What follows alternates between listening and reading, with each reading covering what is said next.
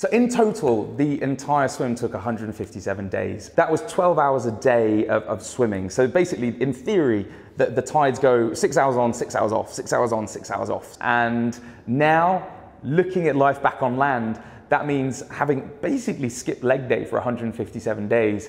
You know, the real challenge now is to learn to walk again. Been back on land now for, I think, about 48 hours. I'm not gonna lie, I'm wobbly. Stairs are a little bit of an issue. I was on the tube earlier in London and I had to stop halfway up. Just fatigue, where I didn't know you could get fatigue before. And looking at my feet, and I'm gonna speak to the guys about this, but even I noticed the architecture of my foot has actually changed, and the small intrinsic muscles within the feet, the ligaments and tendons, they've all just basically shrunk. That atrophy that you get from not using them for so long. If after today I can get them firing again, I'll consider today a success. When you get people from native populations who don't wear shoes on here, their weight's in and around the big toe, and if it's not on the big toe, they can, on request, they can ping the big toe in with no effort, no muscle action.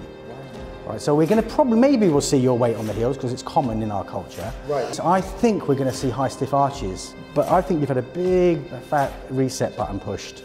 And I think it's an opportunity, you know, for you to go forward working with some of the principles behind Vivo, and I think you can be a better version of yourself.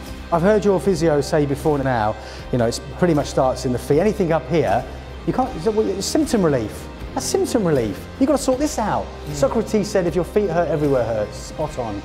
You've got to look after the feet, and that improving the information to the brain so people can move skillfully through life. And if it's, you know, if it's bad conditions outside, make sure you wear a shoe. Where as far as your foot's concerned and your brain's concerned, you haven't got anything on your foot. It's an amazing challenge, and his body's been put under a huge amount of pressure and stress.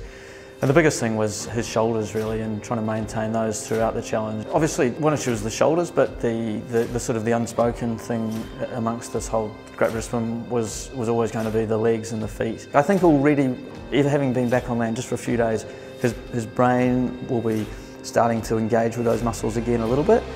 But generally what we find is those muscles don't just engage themselves. They need a little bit of a help, a prod in the right direction. You need to do some specific work to make them engage again and activate, get some of that neural and sensory feedback going back and forth between the muscles, what we call the proprioception, which is the balance in the foot and ankle and lower leg, and try and sync all that back up to try to get the brain working and functioning again. You need to be stronger first and have that sensory feedback and have the body understanding the positions it should be in before you start throwing that load on top.